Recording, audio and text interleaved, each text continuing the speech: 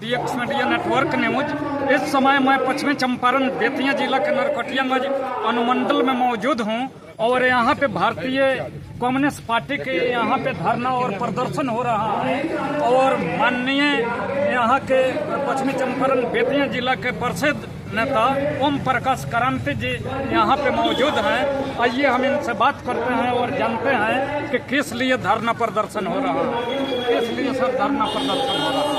ये 22 सूत्री मांग जो जनता के जिंदगी से जुड़ा हुआ सवाल है जी, उन्हीं सवालों को लेकर के आज हम लोग प्राधिकारी क्या करना है। इसमें किसानों का सवाल है, मजदूरों का सवाल है, विकास का सवाल है और नरकटियागंज के क्षेत्र में खास करके जो अपराध बढ़ रहा है और यहाँ की स्वास्थ्य व्यवस्था काफी लचर हो चुकी है जी।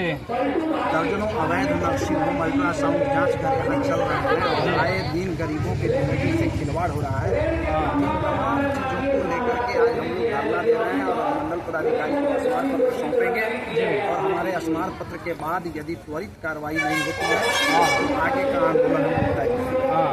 अभी आपने सुना और देखा होगा कि इसी नरकटियागंज के रखड़ी पंचायत के मंगरहरी बैरिया से एक 7 वर्षीय बच्चा को, बच्चा आप समझ सकते हैं कि अब बच्चा होगा, ये 7 वर्ष का बच्चा का अपहरण पिछले जून महीना में हो गया, 2025 के जून महीने में और 10 महीना दिन बीत जाने के बाद भी पुलिस प्रशासन जो है उस बच्चे को खोज नहीं सका। उस बच्चे का नाम फैजान अंसारी है, उसको खोज नहीं सका। ये एक बहुत ही ये मतलब पश्चिम चंपारण के लिए और नरकटियागंज के लिए ये कलंक की बात है। और आज हम लोग धरना के माध्यम से भी इस सवाल को उठा रहे हैं कि फैजान अंसारी को स्थानीय पुलिस जो है वो खोजने में विफल हो चुकी है, इसलिए इसको विशेष टास्क फोर्स गठित करके इसकी खोज करवाई जाए या फिर जरूरत पड़े तो उसके हिसाब से CBI को इसमें लगाया जाए, क्योंकि यह एक बहुत ही गंभीर सवाल बनते जा रहा है।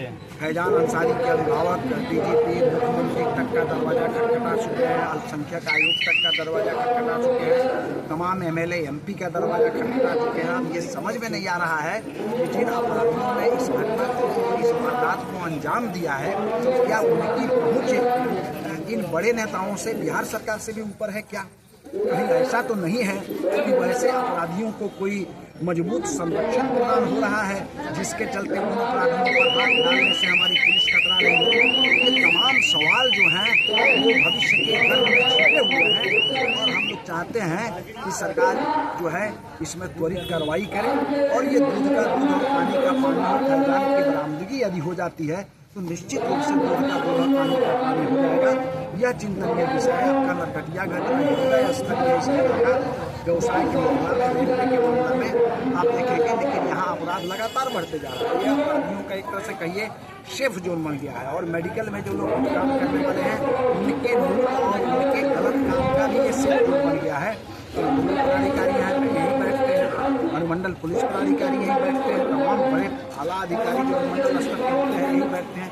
उनके नाक के नीचे इस तरह की घटनाएं रोज बरोज घटती जा रही है। ये चिंता का विषय है और इसलिए हम लोगों ने नरकटियागंज अनुमंडल पर धरना दे करके यहाँ के प्रशासन को भी हम लोगों ने जगाने का काम किया है, यहाँ के जनता को भी हम लोगों ने जगाने का काम किया है और हमारा प्रयास जारी रहेगा। यदि प्रशासन के लोग नहीं सुधरते हैं तो जनता को जगा करके हजारों की तादाद में हम सड़कों पर उतारेंगे और अन्याय के खिलाफ। 2-4 सवाल सर करेंगे आपसे, लेकिन सवाल है कड़वा।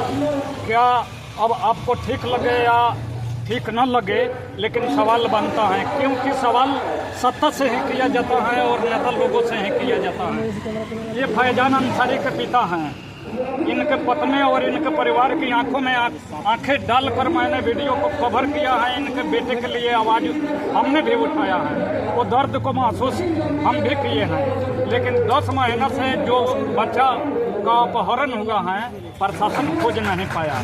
सवाल और भी हैं।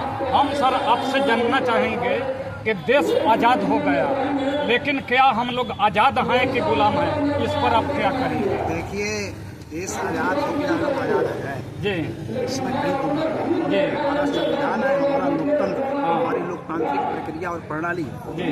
लेकिन दुर्भाग्य ये है जी कि इस संविधान और इस लोकतंत्र पे जी कुछ लोग इस तरह से हावी हो चुके हैं जो संविधान और लोकतंत्र के गला को दबोचने का प्रयास कर रहे हैं। जी हम लोग उसके लिए भी लड़ रहे हैं हाँ कि कैसे इस देश के संविधान और इस देश की लोकतांत्रिक प्रक्रिया को बचाया जाए। इसके लिए भी हम लोग लगातार संघर्ष कर रहे हैं और मैं समझता हूँ कि ये देश जो है वह किसी नेता की संपत्ति नहीं है, किसी राजनीतिक दल की संपत्ति नहीं है। ये देश जो है वह 1,40 करोड़ लोगों का ये देश है। उन मजदूरों, उन किसानों का देश है, उन छात्रों, उन नौजवानों का देश है जो अपनी कड़ी मेहनत के बल पर इस देश का निर्माण करते हैं, नव निर्माण करते हैं। उनका देश है और उस देश को कोई भी व्यक्ति यदि अपने चंगुल में फंसा करके बर्बाद करने की कोशिश करेगा, संविधान और लोकतांत्रिक मूल्यों का सत्यानाश करने का प्रयास करेगा, तो हम लोग उसको बर्दाश्त नहीं करेंगे। सड़कों बंद करके उसको सवाल सर मेरा ये है कि झंडा नेता लोग भी, संसद, विधायक, मंत्री और सरकार के तमाम आला अधिकारी जिस दिन झंडा फहराते हैं उस दिन कहते हैं कि हमारा देश गुलाम था और अंग्रेजों का अत्याचार था। लेकिन अंग्रेज तो चले गए, उनसे ज़्यादा अत्याचार हमारे आज़ाद देश के, आज़ाद सरकार और आज़ाद देश में प्रशासन के द्वारा लोगों पर किया जाता है। इस पर क्या कहेंगे? अंग्रेजों से ज़्यादा अत्याचार हैं कि नहीं हमारे सरकार में, हमारे प्रशासन के लोगों में, कि अंग्रेजों से कम है? इस पर सर बोलिए। ये भ्रष्टाचार बढ़ा है जी, इसमें कहीं कोई दो मत नहीं, लेकिन उस भ्रष्टाचार के खिलाफ संघर्ष भी बढ़ा। आज आप देख रहे होंगे कि कहीं भी यदि प्रशासन के लोग या कोई भी दूसरे लोग यदि जुल्म और ज्यादती करने का प्रयास करते हैं तो निश्चित रूप से वहाँ प्रोटेस्ट होते हैं। लोगों में भी आज की चेतना बढ़ी है, शिक्षा बढ़ी है और वो भी अपने हक और अधिकार के लिए लड़ने के लिए तैयार हो रहे हैं। लेकिन सवाल सबसे बड़ा ये है कि जो सत्ता में बैठे हुए लोग हैं उनकी नीति जो है वह आम मजदूरों और किसानों के पक्ष में नहीं है। वो कारपोरेट घरानों के हित में सरकार चलाने वाले लोग हैं। उनको सिर्फ कारपोरेट घरानों को की ही फिक्र है। अभी आप देखे होंगे कि आज आपने देखा होगा न्यूज की पेट्रोल का दाम बढ़ गया, पेट्रोल का दाम बढ़ गया और डीजल का भी दाम बढ़ गया। ये तो सर है ही है। हम हुकूमत पर बात कर रहे हैं कि अभी उड़ीसा में 19,300 रुपये निकालने के लिए एक ग्रामीण बैंक मैनेजर ने कहा कि खाताधारक को लाना है। बार बार उसका भाई बोला कि वो मृत हो चुकी है, लेकिन 2 महीना से दफन कंकाल को निकाल कर एक भाई ने कंधे पर अपने लाश को लेकर बैंक पहुंचा। मैं हुकूमत की बात कर रहा हूं कि अंग्रेजों से ज़्यादा हुकूमत है कि कम है? सरकारी दफ्तर में बैठे एक प्यून भी अंग्रेजों से ज़्यादा हुकूमत चला रहा है। देखिए हुकूमत चला रहा है, उसमें हमारी कमी है। हम अंग्रेजी शासन के पक्षधर नहीं हैं, हम गुलामी के पक्षधर नहीं हैं। हमारे पूर्वजों ने अपनी शहादत दी है, अपना खून बहाया है और आज ये देश आज़ाद है तो हमारे पूर्वजों के शहादत और खून के बल पर आज़ाद है। इसलिए हम ये नहीं कहेंगे कि हम आज का शासन बहुत खराब हो गया तो कल का शासन बहुत अच्छा था। अंग्रेजों का शासन, अंग्रेजों के शासन में भी कोड़े पड़ते थे। अंग्रेजों के शासन में इसी चंपारण में तिलकठी की व्यवस्था, नील की खेती करनी पड़ती थी। टैक्स नहीं चुकाने पर उनको पीटा जाता था। आज तो मलगुजारी और हम ये कह रहे हैं कि जिन लोगों के हाथ में सत्ता है वो उस सत्ता का सदुपयोग नहीं कर पा रहे हैं। ये साफ साफ है। आप उड़ीसा की बात आपने कहा, आपने देखा कि दिल्ली के अंदर एक बिहारी लड़के की जो डिलीवरी बॉय का काम करता था उसकी हत्या कर दी गई। तो कहीं बिहारी सुरक्षित नहीं है तो कहीं इस तरह है। ये है नियमों की पेचीदगी। जो सत्ता में बैठे हुए लोग हैं नियम उनको बनाना है।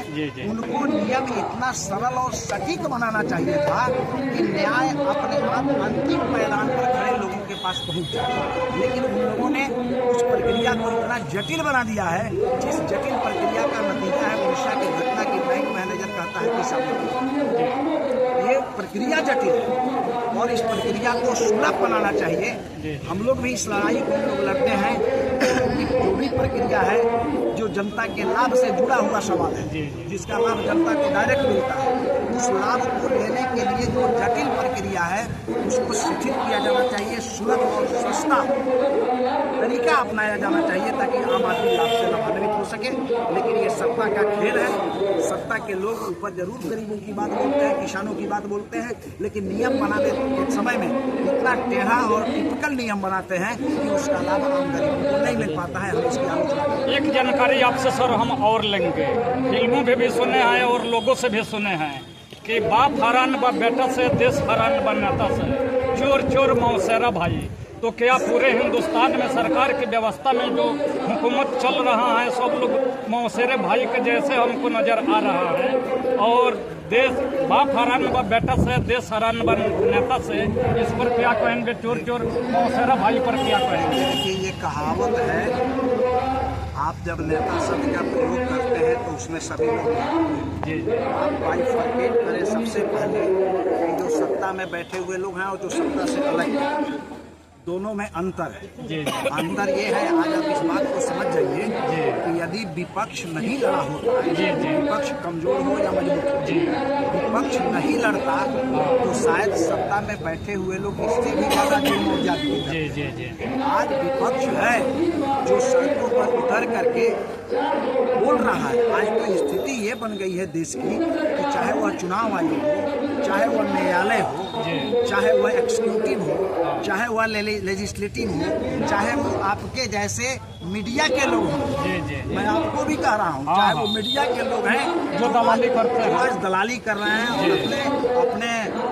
विज्ञापन के लिए मोदी जी की प्रशंसा कर रहे हैं और उनका घोर धोकर के पीने की बात कर रहे हैं, सत्ता की दलाली कर रहे हैं। तो आज तो ये तमाम संकट में है, न्यायपालिका संकट में है, कार्यपालिका व्यवस्थापिका संकट में है, चौथा स्तंभ हमारा मीडिया संकट में है।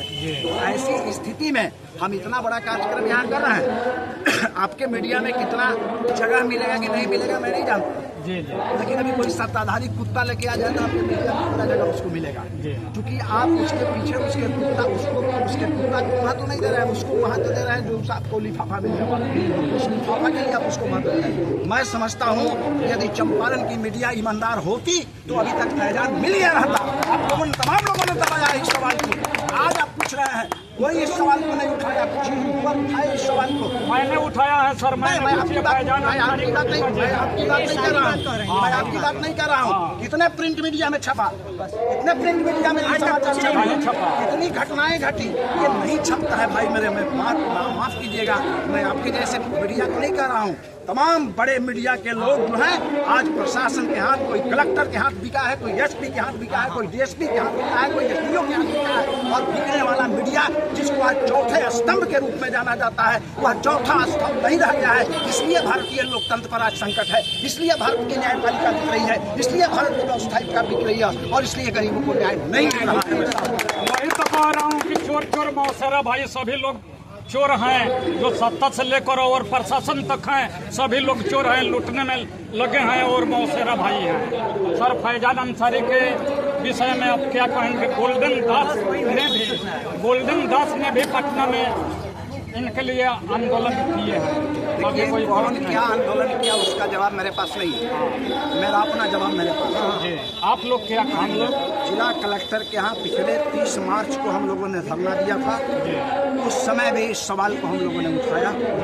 हम अपने राज्य नेतृत्व को भी इसकी सूचना हमने दी और आज यहाँ हम लोग धरना दे रहे हैं, धरना के माध्यम से इस सवाल को उठा रहे हैं। हमारे आंदोलन का नतीजा हुआ एसपी साहब को कहना पड़ा कि जो फैजान को खोज के लाएगा उसको 10,000 रुपया इनाम दिया जाएगा। अच्छा, वो किस कारण से कहे मैं नहीं जानता। आज हम धरना दे रहे हैं और इस घटना के बाद भी यदि पुलिस तत्पर नहीं होती है, यदि SIT का गठन करके उसका रिकवरी जिंदा या मुर्दा नहीं किया जाता है, इस घटना पर से पर्दा नहीं हटाया जाता है, या फिर यदि पुलिस सक्षम नहीं है उसकी खोज करने में, तो इसकी जांच CBI को नहीं दिया जाता है, तो हम सड़कों पर उतर करके एसपी साहब बोले कि 10,000 रुपया, 10 महीना बीत गया, 1 महीना में 1,000, 10 महीना में 10,000, कौन ढूंढ कर लाएगा? और फैजान अंसारी के पिता ने भी 2 लाख रुपए का इनाम रखे हैं तो अभी नहीं मिला। देखिए SP साहब क्या है, वो कानूनी प्रक्रिया में उसमें कुछ नहीं कर सकते। वो उन्होंने कहा है, किस नियत से किस उद्देश्य से कहा है वो जानते हैं। हमको उस 10,000 रुपया और 2 लाख रुपया से मतलब नहीं है। हमारा मतलब है, हमारे पार्टी का मतलब है कि फैजान को रिकवर होना चाहिए, निश्चित रूप से इस घटना 10 महीना दिन हो गया, इस घटना पर से पर्दा हटना चाहिए।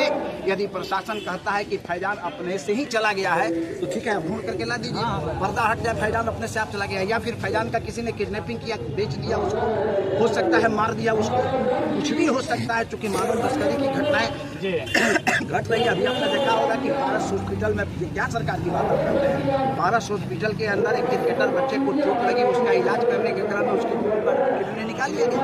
आज वहाँ विरोध हो रहा है। ये जानना चाहता हूँ सर कि यह धरना प्रदर्शन में फैजान की आवाज उठाया जा रहा है, आज तो कहीं सीमित हो जाएगा कि नहीं, फिर इसके बाद कोई कार्रवाई होगा तो फैजान के लिए लगातार मैं आपको कहना चाहता हूँ, यदि आपको स्मरण नहीं है तो स्मरण कीजिए कि लगातार जब से फैजान की घटना की जानकारी भारतीय कम्युनिस्ट पार्टी को मिली है, लगातार हम लोग इसका विरोध कर रहे हैं, उसकी रिकवरी की मांग कर रहे हैं। और हमको अपराधियों से डर नहीं है, हम गोली खाने के लिए तैयार हैं। हम कम्युनिस्ट पार्टी के लोग हैं, हम दोगला लोग नहीं है। एक तरफ अपराधियों से हाथ मिलाएंगे और पुलिस के पास बैठेंगे, हम लड़ रहे हैं तो लड़ेंगे और इसको अंतिम अंजाम तक पहुँचाने का प्रयास करेंगे। चलिए, ओम प्रकाश करामती जी के लिए बहुत बहुत धन्यवाद।